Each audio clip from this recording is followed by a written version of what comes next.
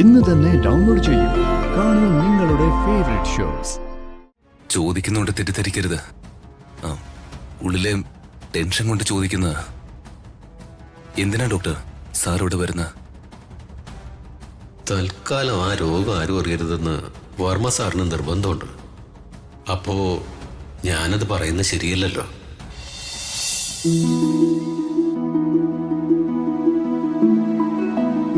അത് government fund ഉപയോഗിച്ച് നടത്തുന്ന ധനസഹായമല്ല നമ്പ്യാരെ. സൂര്യമംഗലത്തെ മഹാദേവ വർമ്മ സാർ ഉള്ള കാലത്ത് അദ്ദേഹമായിട്ട് തുടങ്ങി വെച്ചൊരു പദ്ധതി. കുട്ടികളുടെ വിദ്യാഭ്യാസത്തിനു വേണ്ടി. മന്നനൂരിലെ ഗോത്രവർഗക്കാർക്കും ആദിവാസി സമൂഹത്തിനു വേണ്ടി മാത്രം. എല്ലാ കൊല്ലവും കൊടുക്കും. 10-25 കൊല്ലമായി അത് ഇതുവരെയും മുടങ്ങിയിട്ടില്ല.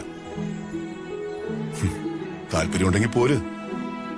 പണ്ടവരുടെ കലാപരിപാടിയൊക്കെ ഉണ്ടായിരുന്നു, ഇപ്പോഴും ഉണ്ട്. പക്ഷേ ഈ ദിവസവും ഇല്ല. ശരി, ഓക്കെ. എന്താ ശേര? ഏട്ടന്റെ ചില കാര്യങ്ങളിൽ ഇടപെടാൻ ഇപ്പൊ ഞാനല്ലാതെ മറ്റാരുമില്ല. അതുകൊണ്ട് ഞാൻ പറയുന്ന ചില കാര്യങ്ങളെങ്കിലും ഏട്ടൻ അംഗീകരിച്ചു തരണം. നീ പറയൂ. ഓപ്പറേഷൻ ഇനി നീട്ടിക്കൊണ്ട് പോകരുത്. അത് നീളും തോറും വരാൻ പോകുന്ന ഭവിഷ്യത്ത് എന്തൊക്കെയായിരിക്കുമെന്ന് ഏട്ടൻ അറിയാലോ. ശേര, ഓപ്പറേഷൻ കഴിഞ്ഞാൽ എനിക്ക് കുറെ നാളത്തേക്ക് റെസ്റ്റ് എടുക്കേണ്ടി വരും. മെറ്റൽ പ്രോസ്തസിനോ ബോൺ ഗ്രാഫ്റ്റിനോ ആയിരിക്കും ഡോക്ടർ പ്ലാൻ ചെയ്യാം. ഇതിനൊക്കെ നല്ല വിശ്രമം വേണം. വേണം ചേട്ടാ. വീണു പോകുന്നതിന് മുമ്പ് ഇതൊക്കെ ചെയ്തേ പറ്റൂ. നീ ഒന്ന് സമാധാനപ്പെടാ. ആദ്യം മന്നന്നൂരിലെ ഫംഗ്ഷൻ ഒന്ന് കഴിയട്ടെ. അത് കഴിഞ്ഞ ആനന്ദംപിള്ളയുടെ കാര്യത്തിൽ കൂടി ഒരു തീരുമാനം എടുക്കണം. എന്നിട്ട് മതി ഓപ്പറേഷൻ. നീ വാ.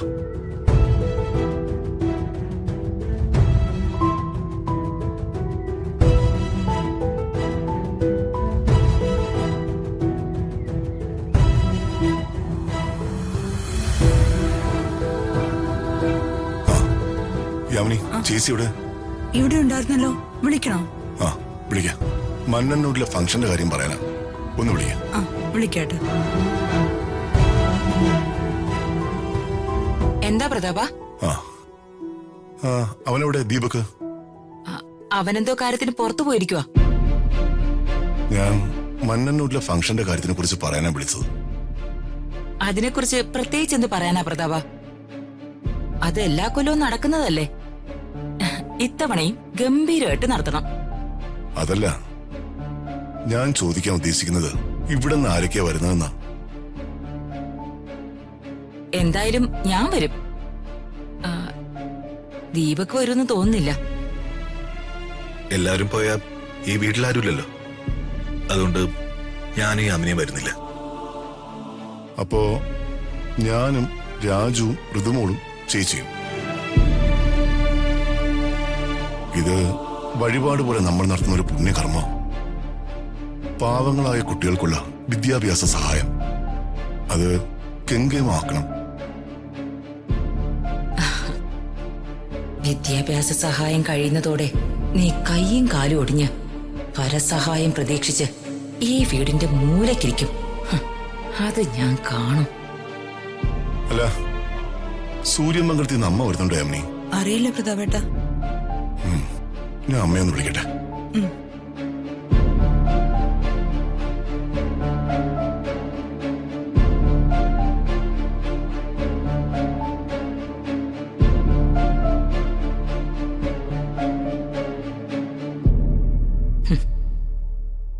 അമ്മായിയമ്മയും മരുമകനെയും ഞാൻ ശരിയാക്കി തരാം.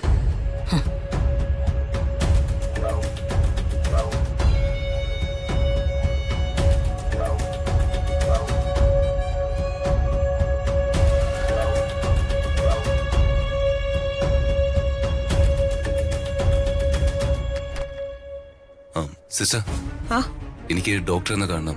OP ടിക്കറ്റ് എടുത്തിട്ടുണ്ടോ? ഏയ്, ട്രീറ്റ്മെന്റിനല്ല, പേഴ്സണലാ. ഞാൻ പ്രതാപവർമ്മയുടെ സണ്ണിലോയാ. ശരി, ഒരു മിനിറ്റ്.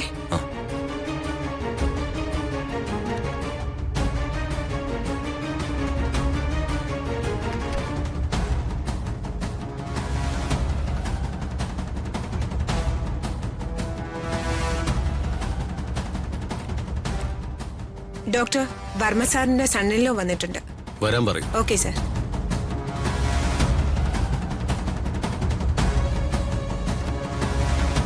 സർ അങ്ങോട്ട് ചെല്ലാൻ പറഞ്ഞു. ആ താങ്ക് യു. ഓക്കെ.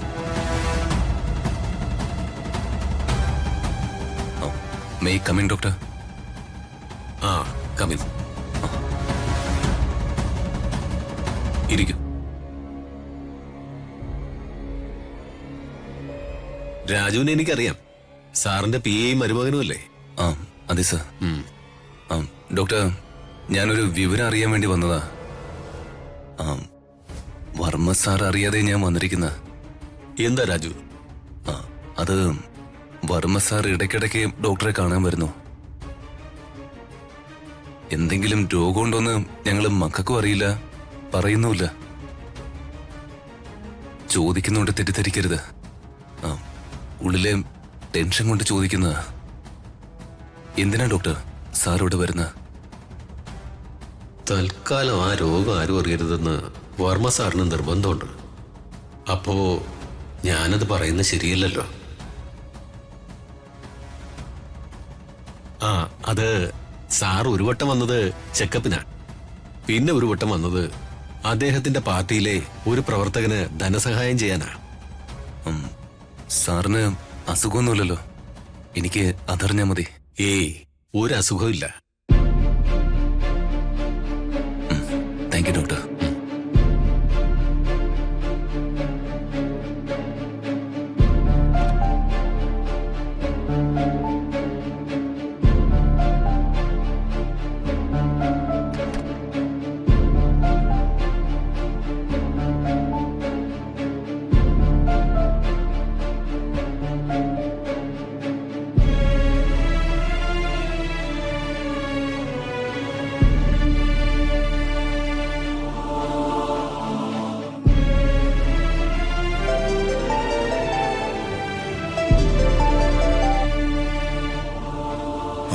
എന്താ ഡോക്ടർ? സർ, സാറിന്റെ സണ്ണിൽ അവിടെ വന്നിരുന്നു, മിസ്റ്റർ രാജു. എന്തിന്? അദ്ദേഹം വന്നത് സാറിനോടുള്ള അതിരുകവിഞ്ഞ സ്നേഹം കൊണ്ടാ. പിന്നെ സാറിന് അസുഖം എന്തെങ്കിലും ഉണ്ടോ എന്നറിയാനും. ഡോക്ടറൊന്നും പറഞ്ഞില്ലല്ലോ? ഇല്ല സർ. ആ നന്നായി. അവൻ തൽക്കാലം ഒന്നും അറിയാൻ പാടില്ല. എനിക്കെന്തെങ്കിലും വന്നാ ഏറ്റവും കൂടുതൽ വിഷമിക്കുന്ന അവനായിരിക്കും. പറയാതിരുന്നത് നന്നായി doctor. Thank you so much. ശരി സർ.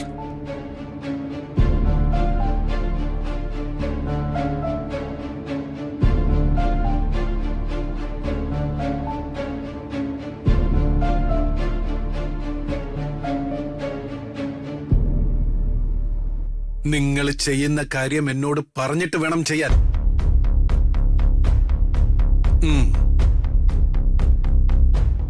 അതെന്താണെന്ന് വെച്ചാ നമുക്ക് അങ്ങനെ തന്നെ ചെയ്യാം. പിന്നെ അയാളെ കുറിച്ച് ഒന്ന് പഠിച്ചിട്ടേ ചെയ്യാവുള്ളൂ.